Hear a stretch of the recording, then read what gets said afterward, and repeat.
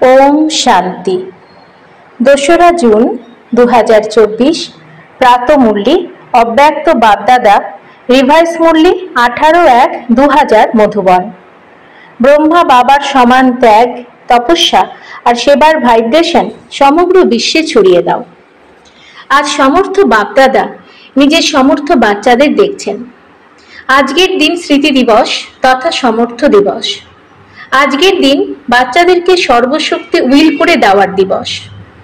দুনিয়ায় অনেক রকমের উইল হয়, কিন্তু ব্রহ্মা বাবা বাবার থেকে প্রাপ্ত হওয়া সর্বশক্তির উইল বাচ্চাদের করেছেন। এমন অলৌকিক উইল অন্য কেউ করতে পারে না। বাবা ব্রহ্মা বাবাকে সাকারে নিমিত্ত বানিয়েছেন এবং ব্রহ্মা বাবা বাচ্চাদের নিমিত্ত ভবর বরদান দিয়ে উইল করেছেন। এই উইল বাচ্চাদের মধ্যে শক্তির সহজ অনুভূতি করাতে থাকে। এক হলো নিজের পুরুষার্থের পাওয়ার্স, আর এই হলো পরমাত্ম উইল দ্বারা পাওয়ার্সের প্রাপ্তি। এ হলো প্রভু প্রদত্ত প্রভু বরদান। এই প্রভু বরদান চালনা করছেন। বরদানে পুরুষার্থের পরিশ্রম নেই, বরং সহজভাবে আর আপনা থেকেই নিমিত্ত বানিয়ে চালনা করতে থাকে। সেই সময় বাবার সামনে স্বল্প সংখ্যক ছিল, কিন্তু বাপদাদার দ্বারা বিশেষ ব্রহ্মা বাবার দ্বারা বিশেষ বাচ্চাদের এই উইল প্রাপ্ত হয়েছে এবং বাপদাদাও দেখেছেন যে বাচ্চাদেরকে বাবা উইল করেছেন সেই সব বাচ্চারা আদি রত্নসমূহ এবং সেবার নিমিত্ত বাচ্চারা সেই প্রাপ্ত উইল খুব ভালোভাবে কার্যে প্রয়োগ করেছে। তাছাড়া সেই উইলের কারণে আজ এই ব্রাহ্মণ পরিবার দিন দিন বাড়তেই থাকছে। বাচ্চাদের বিশেষত্বের কারণে এই বৃদ্ধি হওয়ারই ছিল আর হচ্ছেও। বাপদাদা দেখেছেন যে নিমিত্ত হওয়া আর সাথ দেওয়া দু রকমের বাচ্চাদের দুটো বিশেষত্ব খুব ভালো ছিল। প্রথম বিশেষত্ব, হয় তারা স্থাপনের আদি রত্ন অথবা সেবার রত্ন, উভয়ের মধ্যে সংগঠনের ইউনিটি খুব খুব ভালো ছিল। কারো মধ্যে কেন, কিভাবে এই সংকল্প মাত্র ছিল না। দ্বিতীয় বিশেষত্ব, একজন বলেছে অন্যজনে মেনেছে। এই এক্সট্রা পাওয়ার্সের উইলের বায়ুমণ্ডলে বিশেষত্ব ছিল। সেই সব নিমিত্ত হওয়া আত্মারা সর্বত্র বাবা বাবাই দেখতে পায়। বাপদাদা এইরকম সময় মতো নিমিত্ত হওয়া বাচ্চাদের হৃদয় থেকে ভালোবাসা দিচ্ছেন। বাবার চমৎকার তো আছেই, কিন্তু বাচ্চাদের চমৎকারিত্বও কম নয়। আর সেই সময়ের সংগঠন, ইউনিটি, আমরা সবাই এক, এটাই আজও সেবাকে বর্ধিত করেছে। কেন? নিমিত্ত হওয়া আত্মাদের ফাউন্ডেশন মজবুত ছিল। তাই তো বাপদাদাও আজকের দিনে বাচ্চাদের চমৎকারিত্ব গাইছিলেন। বাচ্চারা চতুর্দিক থেকে ভালোবাসার মালা পরিয়েছে আর বাচ্চাদের চমৎকারিত্বের গুণগান করেছেন। তোমরা ভেবেছিলে এতদিন ধরে চলবে, কত সময় হয়ে গেছে। সবার মুখ থেকে, হৃদয় থেকে এটাই নির্গত হয়েছে, এখন ফিরে যেতে হবে, এখন ফিরে যেতে হবে। কিন্তু বাপদাদা জানতেন যে এখন অব্যক্ত রূপে সেবা এখনো হওয়ার আছে। সাকারে থাকাকালীন এত বড় হল বানিয়েছিলে। বাবার অতি প্রিয় ডবল বিদেশি সেই সময় এসেছিল, তো বিশেষভাবে ডবল বিদেশিদের অব্যক্ত পালনার দ্বারা অলৌকিক জন্ম হওয়ারই ছিল। এত সব বাচ্চা আসারই ছিল, সেই জন্য ব্রহ্মা বাবার সাকার শরীরও ছাড়তে হয়েছে। ডবল বিদেশিদের নেশা আছে যে আমরা অব্যক্ত পালনার পাত্র, অর্থাৎ যোগ্য। ব্রহ্মা বাবার ত্যাগ ড্রামাতে বিশেষভাবে নির্ধারিত আছে। আদি থেকে ব্রহ্মা বাবার ত্যাগ আর তোমরা সব বাচ্চার ভাগ্য নির্ধারিত হয়ে আছে। সর্বাপেক্ষা নম্বর 1 ত্যাগের এক্সাম্পল ব্রহ্মা বাবা হয়েছেন। ত্যাগ তাকেই বলা হয়ে থাকে। সবকিছু প্রাপ্ত হওয়া সত্ত্বেও যে ত্যাগ করে, সময় অনুসারে, সমস্যা অনুসারে ত্যাগ শ্রেষ্ঠ ত্যাগ নয়।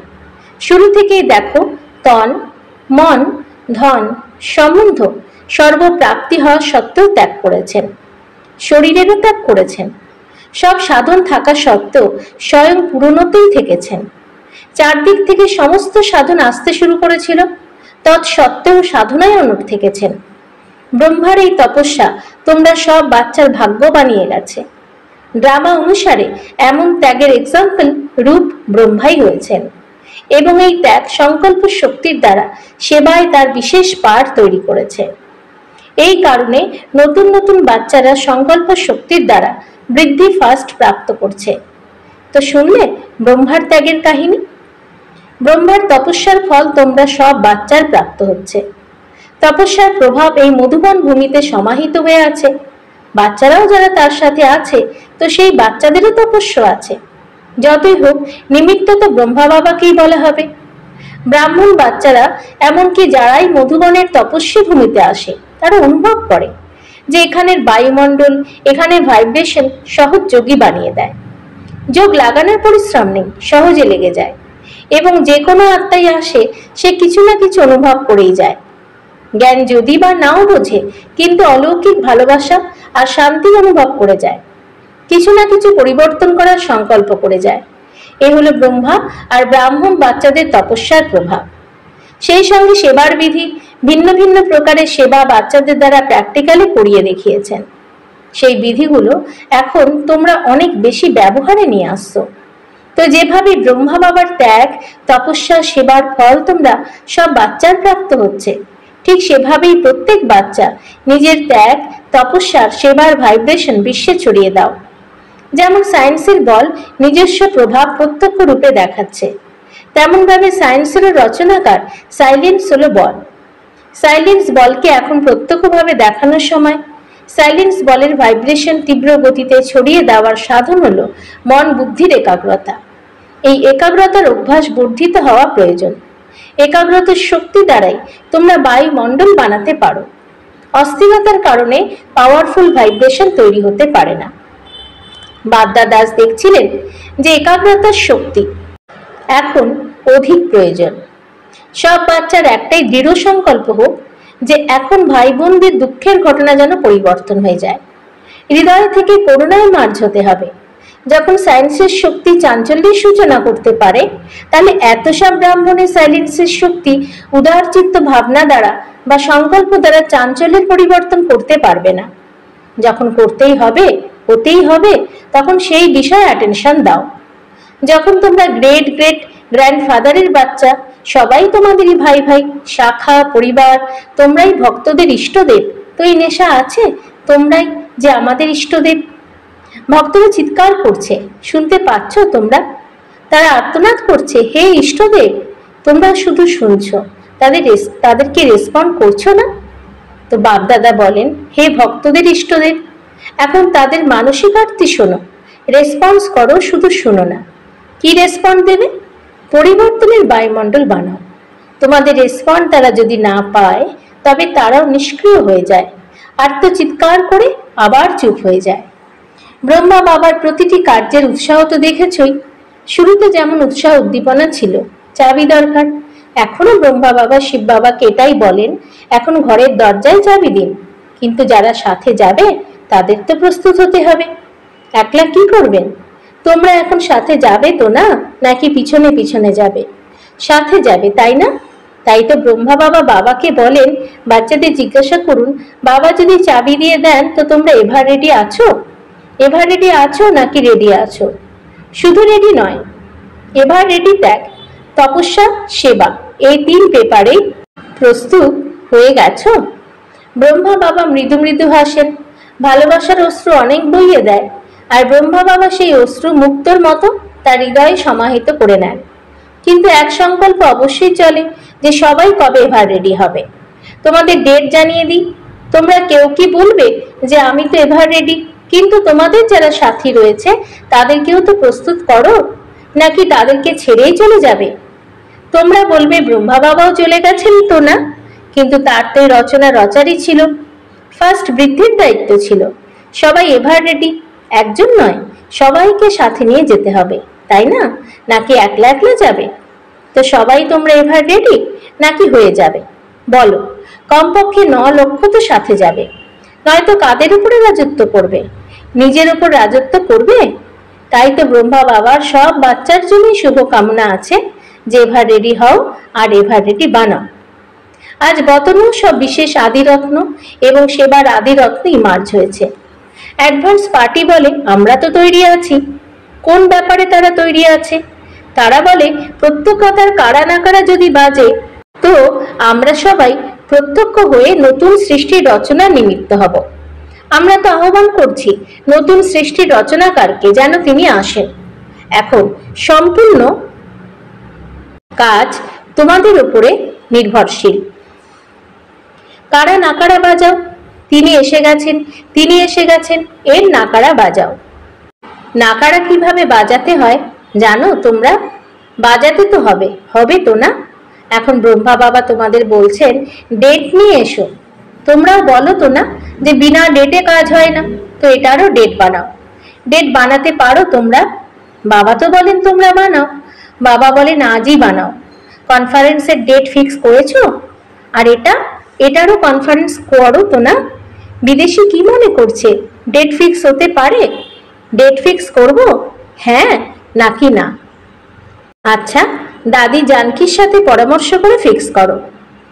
আচ্ছা, দেশ বিদেশের চতুর্দিকের বাপদাদার অতি কাছের, অতি প্রিয় অথচ স্বতন্ত্র বাপদাদা দেখছেন যে বাচ্চারা সবাই একাগ্রতায় মগ্ন হয়ে লাভহীন স্বরূপে বসে আছে, শুনছে আর মিলনের দোলায় দুলছে। দূরে নয় কিন্তু নয়নের সামনেও নয়, সমাহিত হয়ে আছে। তো যারা এরকম সম্মুখ মিলন উদযাপন করে এবং অব্যক্ত রূপে থাকা লাভহীন বাচ্চাদের সদা বাবা সমান ত্যাগ, তপস্যা আর সেবার প্রমাণ দেওয়া সুযোগ্য বাচ্চাদের সদা একাগ্রতার শক্তি দ্বারা বিশ্বের পরিবর্তনকারী বিশ্ব পরিবর্তক বাচ্চাদের সদা বাবা সমান তীব্র পুরুষার্থ দ্বারা উড়ে চলা ডবল লাইট বাচ্চাদের বাপদাদার অনেক অনেক অনেক স্মরণ স্নেহ আর নমস্কার। আমাদেরও বাপদাদাকে ধন্যবাদ, নমস্কার। রাজস্থানের সেবাধারী, খুব ভালো সেবার চান্স প্রাপ্ত হয়েছে রাজস্থানের। তোমাদের স্থানের নাম রাজস্থান। তো রাজস্থান থেকে রাজা কোয়ালিটির বের করো, প্রজা নয়, রাজ ঘরানার রাজাদের বের করো। যেমন নাম রাজস্থান, তেমনি নামের মতো কোয়ালিটি বের হবে।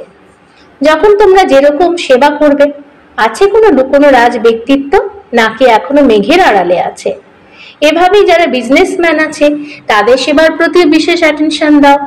এই মিনিস্টার আর সেক্রেটারি তো বদলাতেই থাকে, কিন্তু বিজনেসম্যান বাবার সাথেও এই বিজনেস করার ক্ষেত্রে কদম বাড়াতে পারে। আর বিজনেসম্যানের সেবা করার ফলে তাদের পরিবারের মাতারাও সহজে চলে আসতে পারে। মাতারা একলা আসতে পারে না, কিন্তু যদি ঘরের স্তম্ভই এসে যায় তো পরিবার আপনা থেকেই ধীরে ধীরে এগিয়ে যেতে থাকে। সেই জন্য রাজস্থানের উচিত রাজা কোয়ালিটির বের করা। সেরকম কেউ নেই এমন বলো না, একটু খুঁজতে হবে। কিন্তু তারা আছে, তাদের জন্য একটুখানি সময় দিতে হয়। বিজি থাকে তো না, এমন কোনো বিধি বানাতে হবে যাতে তারা কাছে আসে। বাকি ভালো, সেবার চান্স নিয়েছো, প্রত্যেক জোর নেয়, এটা খুবই ভালো।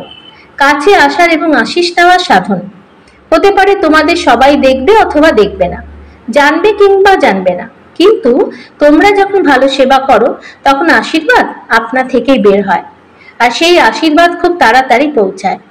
বাপদাদা তো বলেন সবচাইতে সহজ পুরুষার্থ হলো আশীর্বাদ দাও আর আশীর্বাদ নাও। আশীর্বাদে যখন খাতা ভরে যাবে তখন পূর্ণ খাতায় মায়াও ডিস্টার্ব করবে না, জমার বল প্রাপ্ত হয়।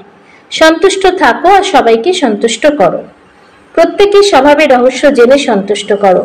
এইরকম বলো না এ তো আছেই নারাজ, তোমরা নিজের রহস্যকে জেনে নাও। তাদের নারীকে জানো, তারপরে আশীর্বাদের ওষুধ দাও, তাহলে সহজ হয়ে যাবে। ঠিক আছে তো না রাজস্থান?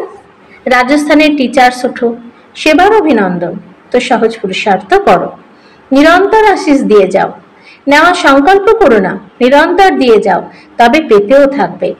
দেওয়াই নেওয়া, ঠিক তো না? এইরকমই তো, তাই না? তোমরা দাতার বাচ্চা তো না, কেউ দিলে তবে দেবে, না দাতা হয়ে দিতে থাকো তো আপনা থেকেই প্রাপ্ত হবে। আচ্ছা, যারা এই গল্পে প্রথমবার এসেছো তারা হাত তোলো। অর্ধেক আসে যারা প্রথম দিকের, অর্ধেক আসে যারা নতুন। আচ্ছা, পিছনে যারা কিনারে বসে আছো সবাই তোমরা সহযোগী? সহযোগী যদি হও তো হাত তোলো।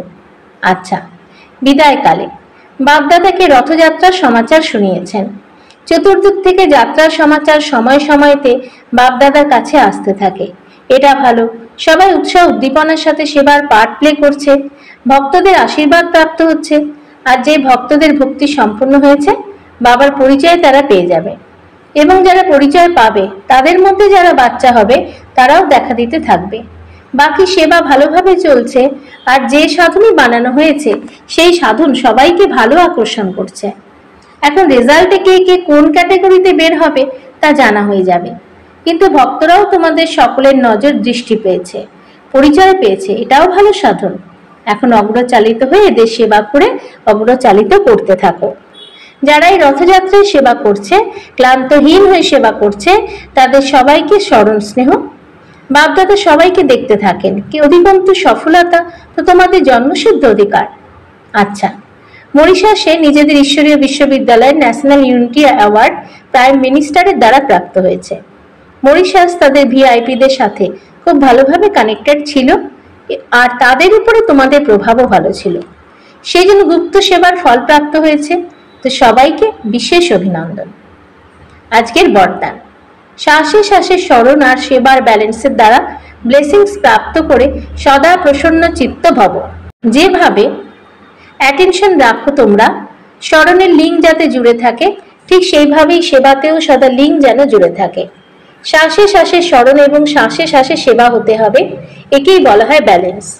এই ব্যালেন্সের সাথে সদা ব্লেসিংসের অনুভব করতে থাকবে, আর এই আওয়াজ হৃদয় থেকে নির্গত হবে যে আশীর্বাদের সাথে প্রতিপালিত হচ্ছ।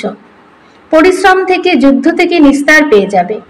কি, কেন, কিভাবে, এইসব প্রশ্ন থেকে মুক্ত হয়ে সদা প্রসন্ন চিত্ত থাকবে। তারপরে সফলতা জন্মসিদ্ধ অধিকার রূপে অনুভব হবে। স্লোগান: বাবার থেকে পুরস্কার যদি নিতে চাও, তবে নিজের সাথে এবং সাথীদের সাথে নির্বিঘ্ন থাকা সার্টিফিকেট সঙ্গে থাকতে হবে। ওম শান্তি।